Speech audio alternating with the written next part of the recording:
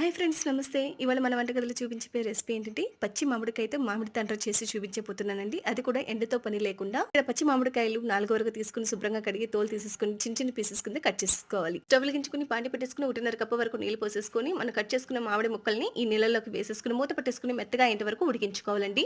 ఇక్కడ చూడండి, మీకు చూపిస్తున్నాను. ఇక్కడ మామిడి ముక్కలు అనేవి మెత్తగా ఉడికిపోయాయి కదా. ఇప్పుడు స్టవ్ ఆఫ్ చేసేసుకుని వీటిని పూర్తిగా చల్లారిపోనివ్వాలండి. ఇప్పుడు మామిడికాయ గుజ్జుని చల్లారిన తర్వాత ఇలా మిక్సీ జార్లోకి వేసేసుకుని మెత్తగా గ్రైండ్ చేసేసుకోవాలి స్మూత్ గా. ఇదిగోండి ఈ విధంగా ఉండాలి. మనం గ్రైండ్ చేసుకున్న మామిడి గుజ్జుని ఇలా స్ట్రైనర్ లోకి వడిపోసేసుకోవాలండి. ఏమైనా పీచు పదార్థం ఉంటే పోతుంది. అలాగే మామిడి గుజ్జులోకి 1 కప్పు వరకు బెల్లం వేసుకుని స్టవ్ మీద పెట్టేసుకుని ఈ బెల్లాన్ని పూర్తిగా కరిగించుకోవాలి. లోపల ఒక ప్లేట్ లోకి నెయ్యి కానీ నూనె కానీ ఈ విధంగా అప్లై చేసేసుకుని పక్కన పెట్టేసుకోవాలండి. బెల్లం మొత్తం కరిగిన తర్వాత ఈ మిశ్రమాన్ని కొంచెం పాకం వచ్చేంత వరకు దగ్గర అయ్యేంత వరకు ఉడికించుకోవాలండి. ఇక్కడ కన్సిస్టెన్సీ కూడా చూపిస్తున్నాను చూడండి, ఈ విధంగా ఉండాలన్నమాట.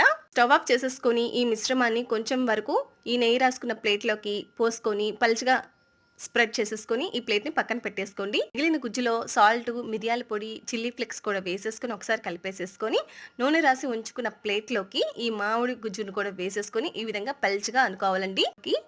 మామిడి పండు గుజ్జు మొత్తం పల్చగా అప్లై చేసుకున్న తర్వాత ఫ్యాన్ గాలి కింద ఒక రోజు మొత్తం ఉంచేయాలండి. కావాలంటే ఎండలో కూడా పెట్టుకోవచ్చు. ఒక రోజు మొత్తం ఫ్యాన్ గాలి కిందే పెట్టేశానండి. ఇది కొంచెం చక్కగా తడి లేకుండా ఎండిపోయింది చూసారా.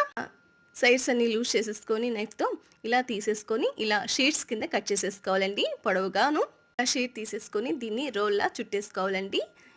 ఈ పచ్చి మామిడి తాండ్ర చాలా బాగుంటుందండి. నోట్లో పెట్టుకుంటే చాలా ఇట్టే కరిగిపోతుంది. చాలా టేస్టీగా ఉంటుందండి. ఇంతేనండి, పచ్చి మామిడికాయతో మామిడి తాండ్ర రెడీ అయిపోయింది. మీరు కూడా ఈ సమ్మర్లో ఇలా పచ్చి మామిడికాయలతో మామిడి తాండ్ర ట్రై చేసి టేస్ట్ చేసి ఎలా కుదిరిందో కమెంట్ చేయండి. మీకు నచ్చితే లైక్ చేయండి, షేర్ చేయండి, సబ్స్క్రైబ్ చేసుకోండి ఫ్రెండ్స్.